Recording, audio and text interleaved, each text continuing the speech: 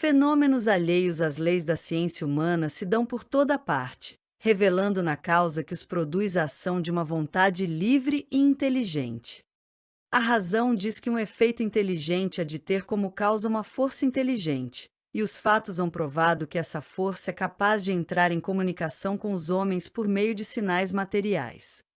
Interrogada acerca da sua natureza, essa força declarou pertencer ao mundo dos seres espirituais que se despojaram do invólucro corporal do homem. Assim é que foi revelada a doutrina dos espíritos. As comunicações entre o mundo espírita e o mundo corpóreo estão na ordem natural das coisas e não constituem fato sobrenatural, tanto que de tais comunicações se acham vestígios entre todos os povos e em todas as épocas. Hoje se generalizaram e tornaram patentes a todos.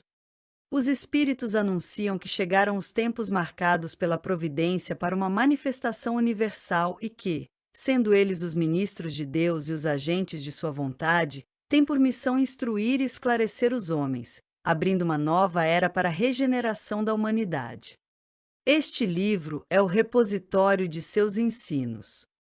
Foi escrito por ordem e mediante ditado de espíritos superiores, para estabelecer os fundamentos de uma filosofia racional, isenta dos preconceitos do espírito de sistema.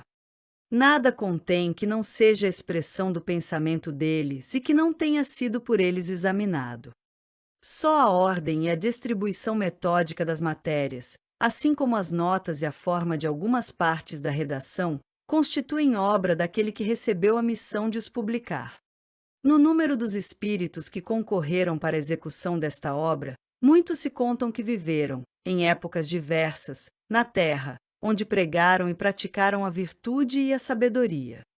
Outros, pelos seus nomes, não pertencem a nenhuma personagem, cuja lembrança a história guarde, mas cuja elevação é atestada pela pureza de seus ensinamentos e pela união em que se acham com os que usam de nomes venerados. Eis em que termos nos deram, por escrito e por muitos médiuns, a missão de escrever este livro. Ocupa-te, cheio de zelo e perseverança, do trabalho que empreendeste com o nosso concurso, pois esse trabalho é nosso. Nele pusemos as bases de um novo edifício que se eleva e que um dia há de reunir todos os homens no mesmo sentimento de amor e caridade. Mas, antes de o divulgares, revelo-emos juntos, a fim de lhe verificarmos todas as minúcias. Estaremos contigo sempre que o pedires, para te ajudarmos nos teus trabalhos, porquanto esta é apenas uma parte da missão que te está confiada e que já um de nós te revelou. Entre os ensinos que te são dados, alguns a que deves guardar para ti somente, até nova ordem.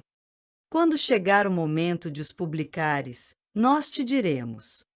Enquanto esperas, medita sobre eles, a fim de estares pronto quando te dissermos. Porás no cabeçalho do livro a cepa que te desenhamos, porque é o emblema do trabalho do Criador. Aí se acham reunidos todos os princípios materiais que melhor podem representar o corpo e o espírito. O corpo é a cepa, o espírito é o licor, a alma ou o espírito ligado à matéria é o bago. O homem quintessência é o espírito pelo trabalho, e tu sabes que só mediante o trabalho do corpo o espírito adquire conhecimentos. Não te deixes desanimar pela crítica. Encontrarás contraditores encarnados, sobretudo entre os que têm interesse nos abusos. Encontrá-los mesmo entre os espíritos, por isso que os que ainda não estão completamente desmaterializados procuram frequentemente semear a dúvida por malícia ou ignorância. Prossiga sempre.